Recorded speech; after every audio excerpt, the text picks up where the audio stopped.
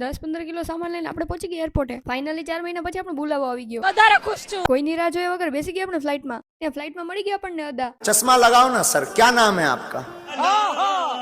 બપોરના ધૂમધડકાના 3 વાગે આપણે રાજકોટને કહી દીધું બાય બાય. એટલે અદાએ આપણને કહી દીધું બાય બાય. ફ્લાઇટમાં બેઠા બેઠા મોટા પંખા જોઈ લીધા. ત્યાં એરપોર્ટના રખેવાળ કરતા હતા અહીંયા આરામ. સમય બધાયનો આવે યાર. પહોંચી ગયા હતા આપણે વાકા ચોકાના એરપોર્ટે. મસ્ત જોક મારા. 13-14 કલાક પછી વહેલી સવારે 4 વાગ્યામાં આપણે પહોંચી ગયા જયપુરના એરપોર્ટે. આંખ ખુલવી ઇઝ નોટ ઇમ્પોર્ટન્ટ, વિડિયો ઉતારવો ઇઝ ઇમ્પોર્ટન્ટ. ये बड़ी अच्छी बात. ઇમિરેટ્સ ને કહી દીધું બાય બાય.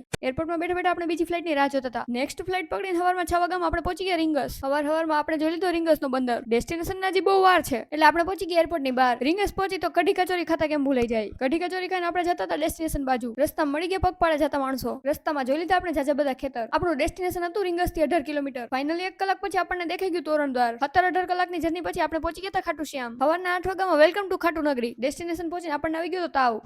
આપણે જઈ હોટલ ગોતવા માટે. ત્યાં સુધી તમે લોકો ફોલો કરતા હો.